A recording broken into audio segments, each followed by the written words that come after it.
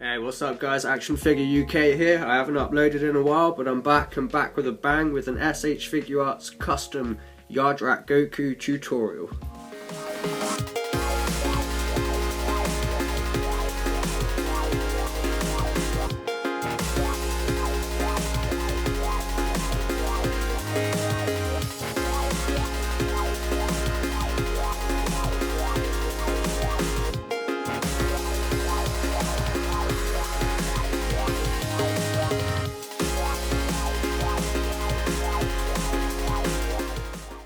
So guys, thanks for watching. It's been a long time since I've uploaded, gone through a few things. I've moved out into my own place finally.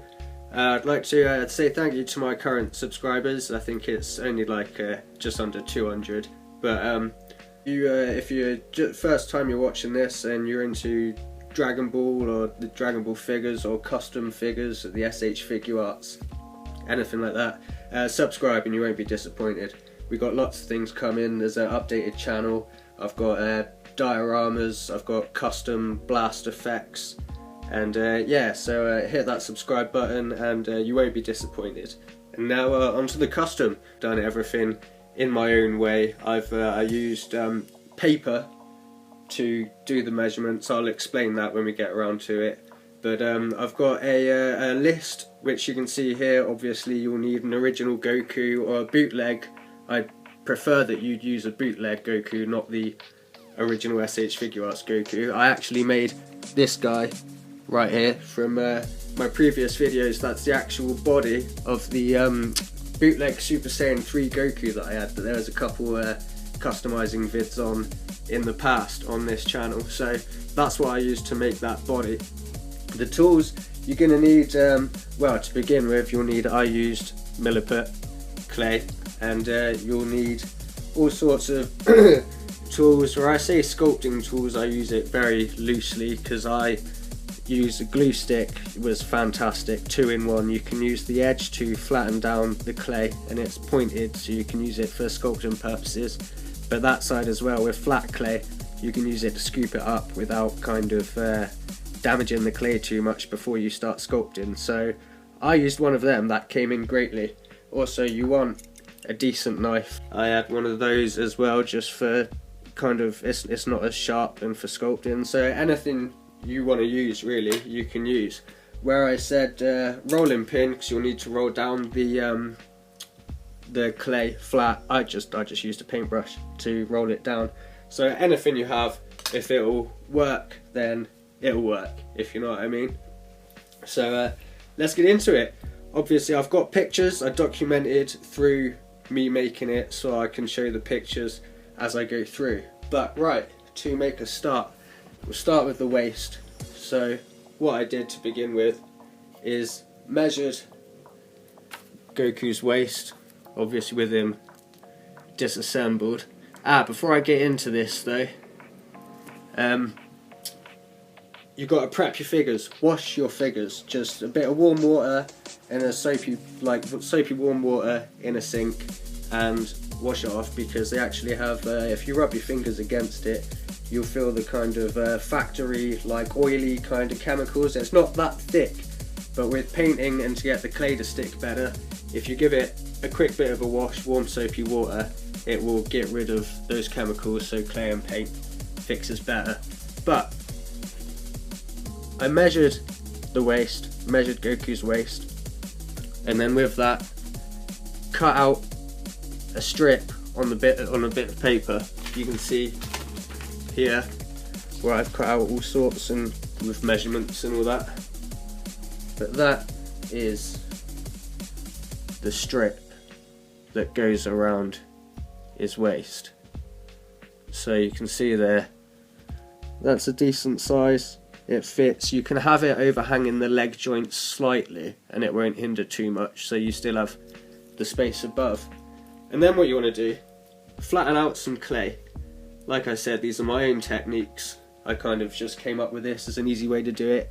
Flat clay there, and then what I did is lie down the strip on the piece of clay, make sure it's flat, cut it out, and then use, as I said a minute ago, that brilliant thing to scoop up the clay, and there you have the strip of clay to then mould around the waist. You want to use plenty of water.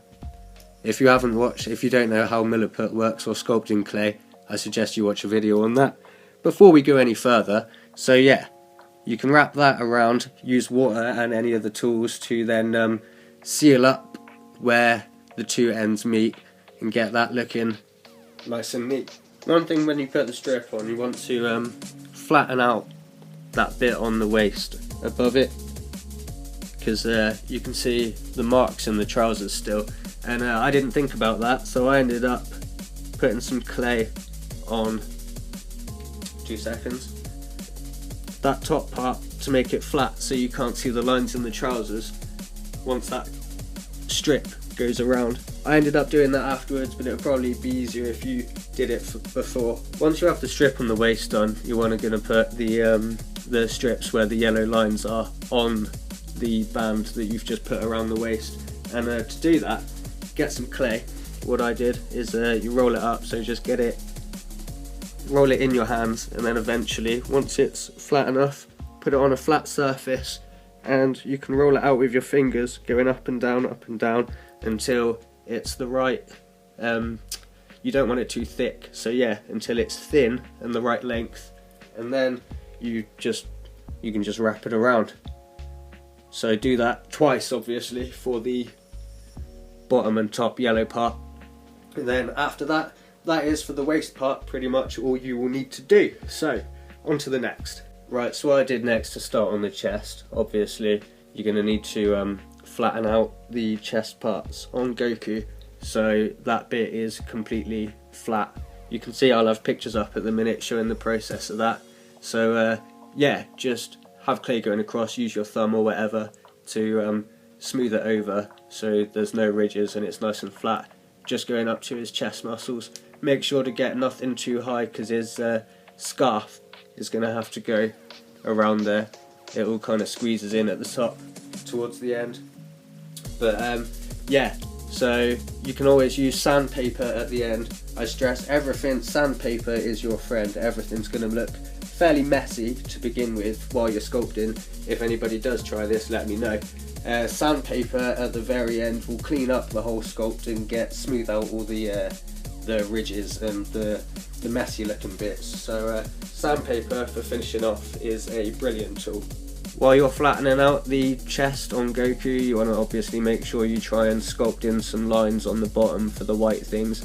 That's one thing I wish I did differently, or at least just better, the sculpting where the clothing is in between the armour on the stomach. So once you've flattened out, make sure obviously when the belt's not there on original Goku that you sculpt in that going all the way around the back as well, so you have that underneath before you put the armour on top.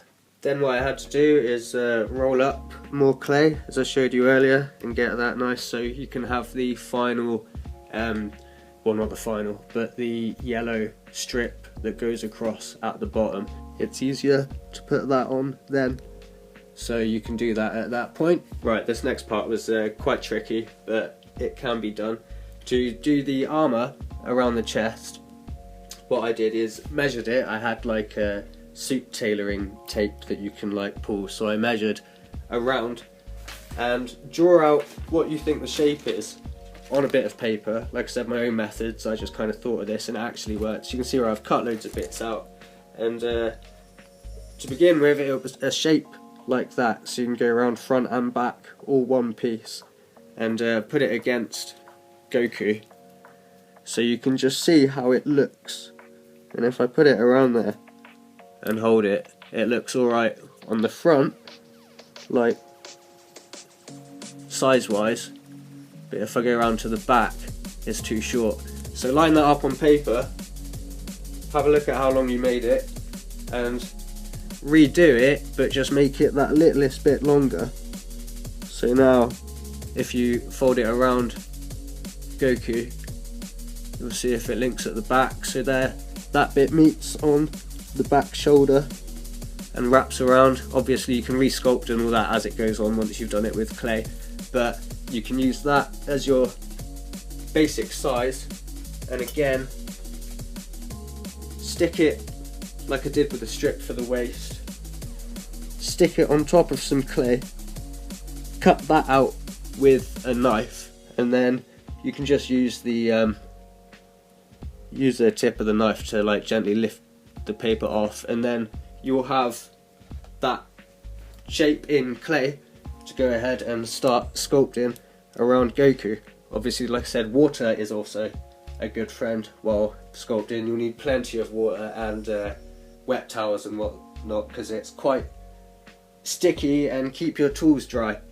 Well, not dry, keep them clean, because as the clay starts to dry, if you're using tools that's got clay on it, it can pull it and tear it apart, and it can just, not enough water can ruin the whole thing. But then also too much water can make things really messy, so keep lots of paper towels and all that at hand.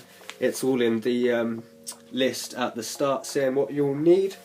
So once the clay is on there, you can use one of your tools to push it up against Goku, so you're pushing the clay and sticking it actually against his body.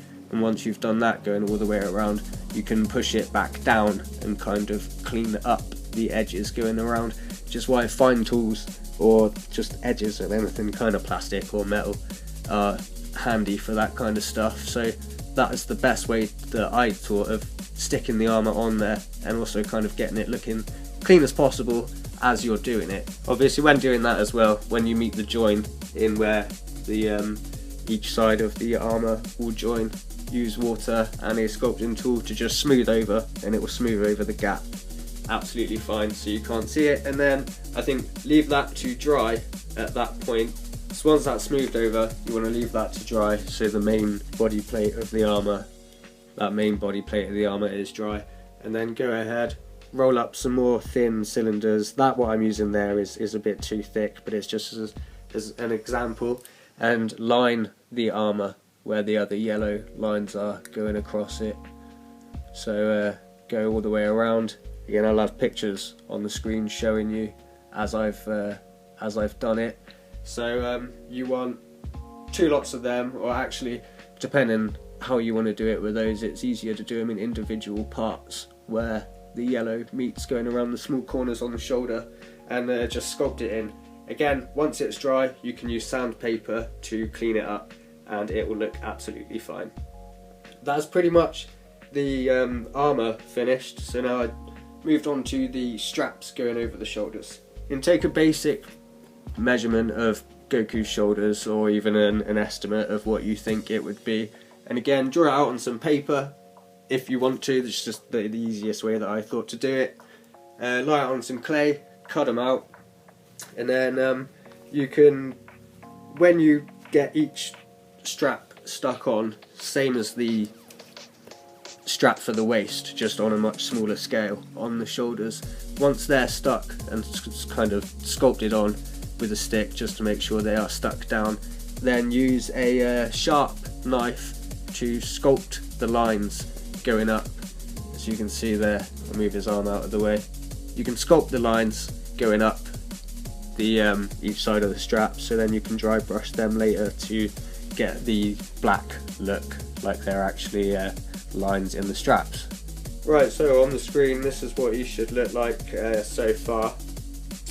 Now I think I went on to the scarf next. Obviously have the head off. I should have a picture showing you that I had masking tape covering that neck part, so no clay or paint will go onto it, so there's still a small bit of articulation there, but obviously you cannot take that part off of the ball joint anymore because the scarf is sculpted on, stopping it from coming out. But roll up some clay, some more sculpting clay, get them all ready, into a much thicker cylinder, the general size of what you think that would be with the width. I'd probably maybe about 6 centimeters, I can't remember exactly. But what you want to do is try and sculpt as much detail into it while it's still, before you've put it on. so you can always resculpt it when it's gone on, but you want to do as much detail as possible before it goes on, just to make it easier for yourself. Then when you're ready to put it on, just press lightly against so it doesn't ruin the straps or anything, but by that point you should have waited for the straps to dry before you carry on. And press down lightly. On the back you can press down and sculpt it in again. Where's my tool? There it is. Use that and push it in and down, and then you can push it back up to clean it up and get it looking as neat as you possibly can do before you carry on. Again, sandpaper, you can go onto that at the end, but then where it joins, like everything else, use a tool and some water and just smooth over the clay where the join is until it's just one solid piece going around. So that is the scarf. You want to leave that to dry and then on to the next point. Before moving on to the shoulder pad, what you want to do is, because it's always on his left shoulder, get a bit of sculpting clay. Obviously that shoulder pad will be off, so sculpt some clay onto that shoulder. There'll be a picture showing you at the minute, and yeah, leave that to dry and then onto the shoulder pad. This is definitely the trickiest part. You just need to get some clay, and with your finger and your thumb just kind of mold it into that kind of shell of a shape by itself, and then leave a blob of clay on the end so you have the room to stick it on, because the room, it still has most articulation. It hasn't hindered the joints apart from going even further up, because on the butterfly joint I had no clay underneath, which is what you want. So I can still move the arm around as much as logically possible with the shoulder pad there. But yeah, with finger and a thumb, just get that basic shape.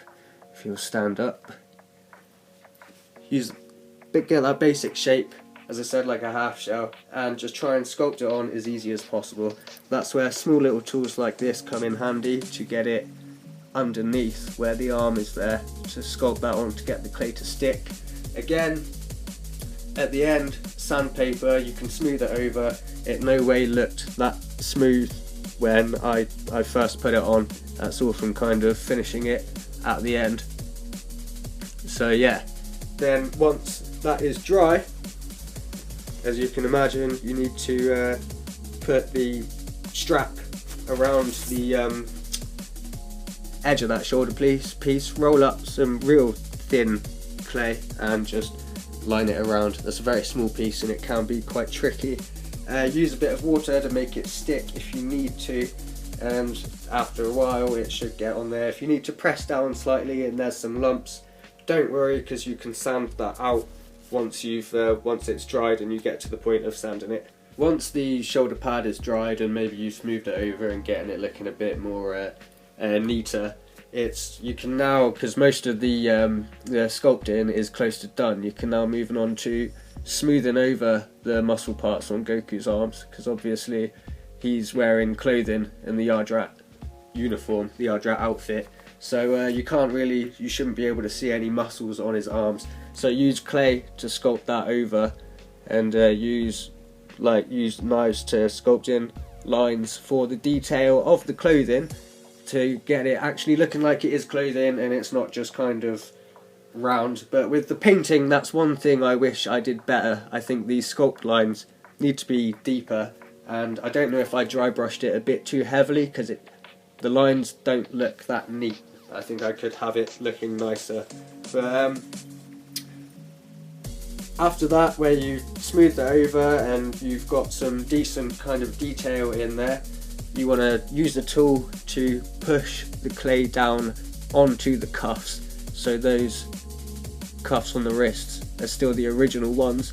Push the clay there, so it kind of almost overhangs a tiny bit, gives it a bit more the effect of it looking like it's clothing on his arms, and not like looking like the original. So that should be, at this point, the sculpting complete for this custom. So to start painting, I did everything black first for an undercoat and leave to dry. I wanted the arms to be white, so I didn't do quite a thicker coat of black onto the arms. I then do the red first on the trousers because that's the biggest part, and then do the blue and leave the yellow detail until last. I had to paint each colour a few times, as you can probably see from the pictures, because just to get it looking as neat as possible, you'll do one colour and then while painting another colour you get a bit of blue on the yellow, and then you'll get a bit of yellow on the blue, and you're forever touching up, but eventually you will get to the point where it is looking nice and clean. I used a Tamashii Nations stand to hold the legs on for them to dry. That come in really handy. It's not necessary, but you don't need it, but it was really handy to hold them up so you could paint them in all angles and not have any point touching the floor. And then the paint dries and you have that horrible little kind of blotch where it's dried against the floor. So yeah. And so once you've painted the waist and the legs, it should look like this. You want fine detail brushes, loads of different brushes. I mean, for the yellow I ended up using something like that. If you can see how small the end of that is, it looks like a pen, but that actually is a paintbrush that I used. So fine detail brushes you will definitely need for getting this custom looking as neat as possible. So yeah, for the boots I painted the boots blue first, like completely blue, and then the yellow lines with the fine detail brush around the boots. That was very awkward because as you can see from original Goku, it's red, but like the SDCC Goku and in the actual Frieza Saga and the Yardrat Goku uniform, he does have yellow lines instead of red, and he does have red ropes going around the ankles. So I left the red ropes until last, once the blue and the yellow lines were looking as neat as possible, and then I'd moved on to the top, which obviously had already been painted in black and left to dry. And I started with the blue armour first and the yellow lines before painting the clothing, the white clothing. But I wish I'd done it the other way round, because it just got really messy, as pictures will show you. It got quite messy. When you're doing the lines in yellow, what I did is use masking tape to cover up parts of the figure that you don't want paint to bleed on. So when you've got the masking tape there, it's easier to keep control of the lines and get it looking as neat as possible, as neat as you can do. Like I said, you'll have to paint each colour each time to get it looking as nice. But yeah, so once I'd finished that, I then painted the scarf and the straps and the wrist cuffs. The scarf and the straps were redone until it looked as clean as I could get it. Once again, it's very hard to, first time, get it as nice as possible.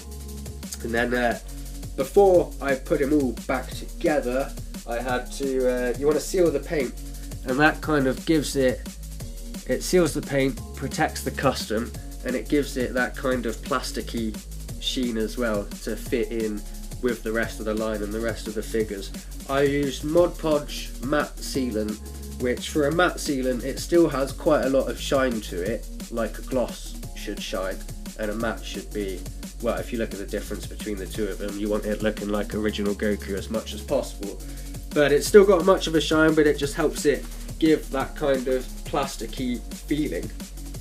But what I did, the sealant was too thick, so I mixed it with some water to begin with, so it's more of a watery solution, so it wasn't too thick going over the joints. But the whole of him, the paint job, is sealed. I just thinned the mixture of sealant before I'd done it. And after that, boom, that is him complete, pretty much done. I hope it'll inspire people to give it a go. The Yardrat design is like awesome and fairly iconic for Dragon Ball Z fans. As I said before, it looks awesome as well with the other S.H Figuarts if you have a collection. And if you've watched this right till the end and still haven't subscribed, you know what to do. I hope you enjoyed the video. I hope this helps anyone out with customizing or who wants to do a custom Yardrat Goku themselves. But this is Action Figure UK, tips, customs and reviews. Cheers for watching, have a good day.